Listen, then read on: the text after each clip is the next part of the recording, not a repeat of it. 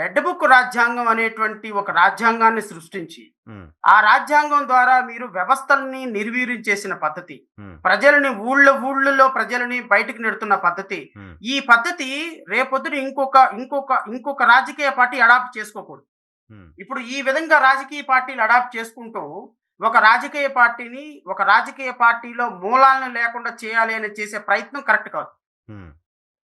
జగన్మోహన్ రెడ్డి అనేటువంటి ఒక వ్యక్తి ప్రతిపక్షంలో ఉన్నాడండి. 11 సీట్లొచ్చినియి పక్కన పెట్టారు. హ్మ్. 11 సీట్లొచ్చి పక్కనకెళ్ళిపోయిన తర్వాత మీరు మీ పరిపాలన మీద కాన్సంట్రేట్ చేయండి. హ్మ్. ఆ పార్టీని నిర్వీర్యం చేయటంలో, ఆ పార్టీ వ్యక్తులను లోపల వేయటంలో, ఆ పార్టీ వ్యక్తుల్ని సర్వనాశనం చేయటంలో, ఆ పార్టీ కార్యకర్తలను చంపేయటంలో, ఆ పార్టీ కార్యకర్తలను ఊళ్ళోని తరిమికొట్టే ప్రయత్నం చేస్తే ఒక రాజకీయ పార్టీ ఏం చేస్తది చెప్పండి?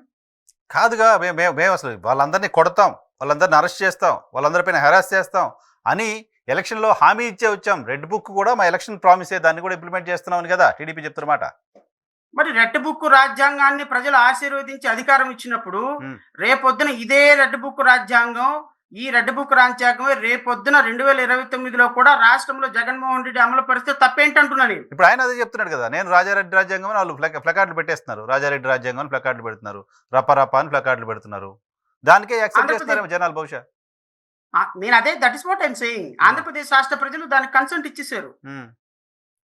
ఆంధ్రప్రదేశ్ రాష్ట్ర ప్రజలు కన్సెంట్ ఇచ్చేసారు. రెడ్ బుక్ రాజ్యాంగం, రాజారెడ్డి రాజ్యాంగం, రెడ్ బుక్ రాజ్యాంగం ఖచ్చితంగా జరుగుతది. ఎందుకు అంటే హ్మ్. వ్యవస్థలో ఈ విధమైనటువంటి వ్యక్తులకు అధికారం వస్తున్నప్పుడు హ్మ్. వాళ్ళు చేంజ్ అవ్వాల్సిన అవసరం ఏముంది?